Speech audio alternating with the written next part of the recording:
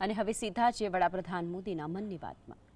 तो गांव गांव में ड्रोन दीदी की इतनी चर्चा हो रही है, हर किसी की जुबान पर नमो ड्रोन दीदी, नमो ड्रोन दीदी ये चल पड़ा है। हर कोई इसके विषय में चर्चा कर रहा है।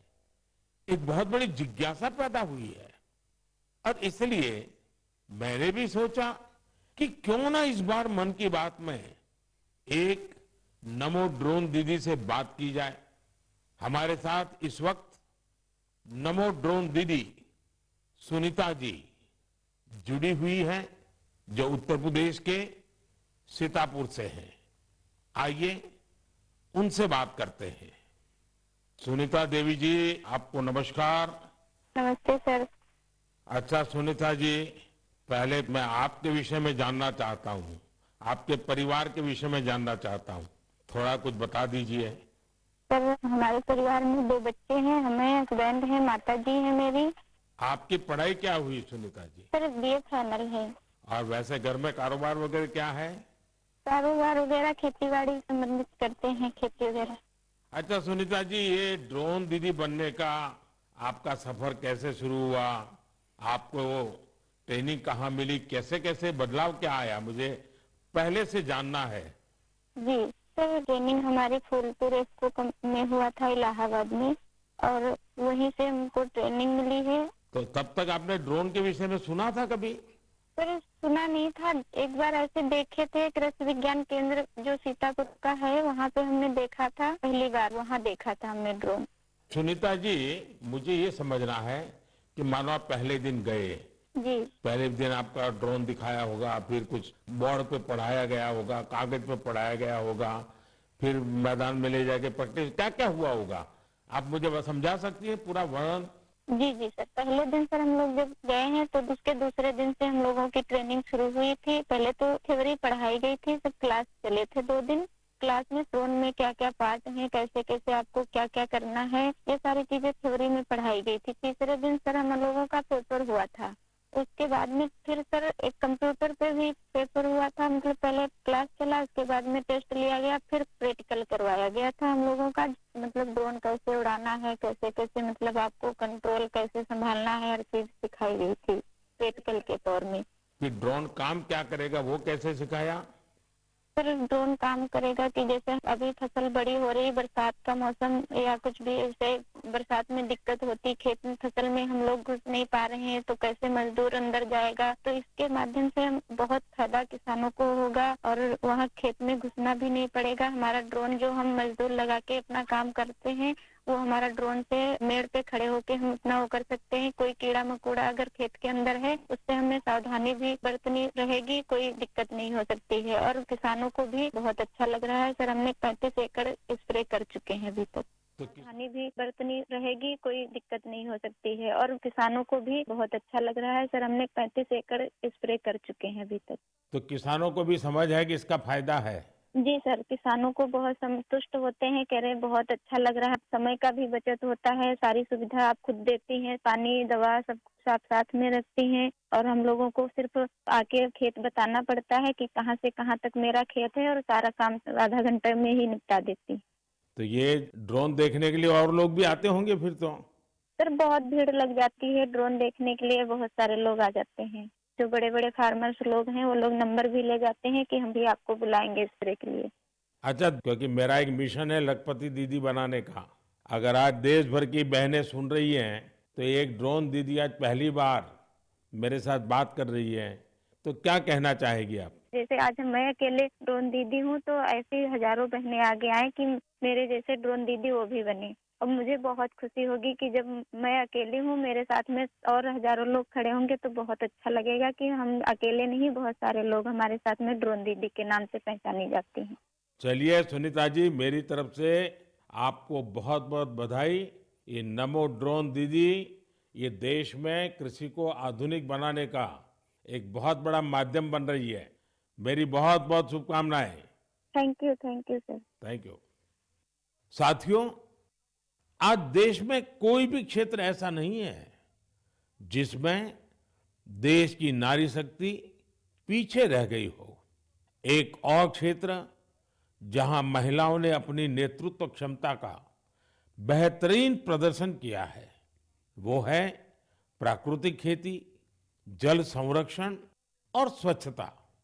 केमिकल से हमारी धरती मां को जो कष्ट हो रहा है, जो पीड़ा हो रही है, जो दर्द हो रहा है, हमारी धरती मां को बचाने में देश की मातृशक्ति बड़ी भूमिका निभा रही है।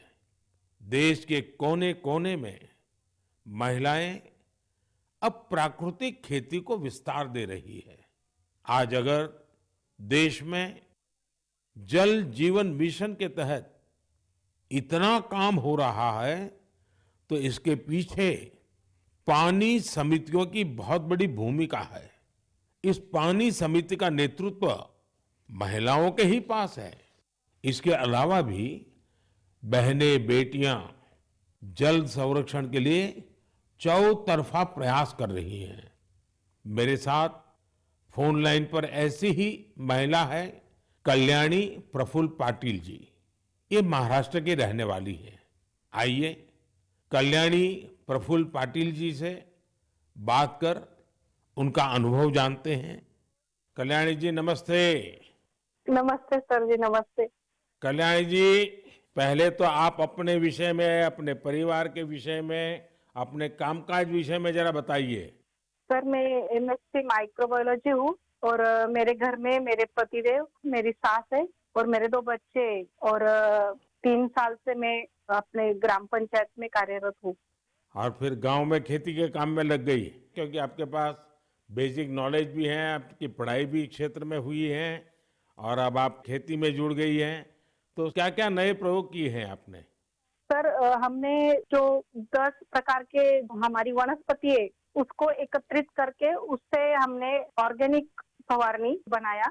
जैसे कि जो हम पेस्टिसाइड वगैरह स्प्रे करते तो उससे पेस्ट वगैरह जो हमारी मित्र कीट रहती है वो नष्ट हो रहे हैं और हमारी सॉइल का पोल्यूशन होता है। जो सब केमिकल चीजें वो पानी में घुल मिल रही है, उसकी वजह से हमारे बॉडी पर भी हानिकारक परिणाम दिख रहे हैं। उस हिसाब से हमने कम से कम पेस्टिसाइड का यूज करके, तो एक प्रकार से आप पूरी तरह प्राकृतिक खेती की तरफ जा रही हैं।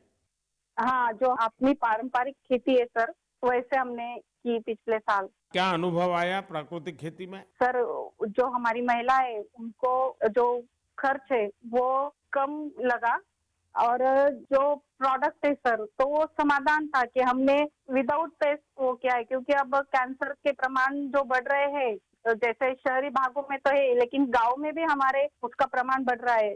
तो उस हिसाब से अगर आप अपने आगे के परिवार को अपने सुरक्षित करना है तो ये मार्ग अवलंबना जरूरी है। इस हिसाब से वो महिलाएं भी सक्रिय सहभाग इसके अंदर दिखा रही है।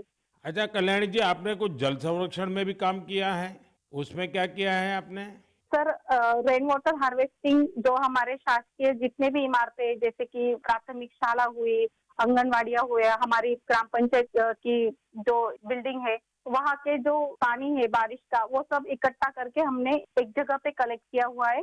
और जो रिचार्ज शाफ्ट है सर, कि बारिश का पानी जो गिरता है वो जमीन के अंदर परकोलेट होना चाहिए, तो उस हिसाब से हमने 20 रिचार्ज शाफ्ट हमारे गांव के अंदर किए हुए हैं और 50 रिचार्ज शाफ्ट का सैंक्शन हो गया है। अब जल्दी उसका भी काम चालू होने वाला है। चलिए कल्याणी जी, आपल्याशी बोलून खूप आनंद झाला. तुम्हाला खूप खूप शुभेच्छा. सर धन्यवाद, सर धन्यवाद. मलाही तुमच्याशी बोलून खूप खूप आनंद झाला. म्हणजे माझ्या आयुष्याचं संपूर्ण सार्थकी लागलं माझं जीवन असं मी समजते. बस सेवा करा. चलिए, आपका नाम ही कल्याणी है तो आपको तो कल्याण करना ही करना है. धन्यवाद जी, नमस्कार. धन्यवाद सर, धन्यवाद.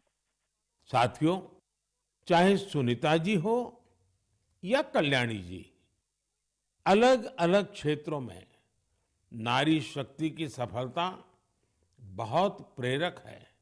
मैं एक बार फिर हमारी नारी शक्ति की इस स्पिरिट की हृदय से सराहना करता हूं.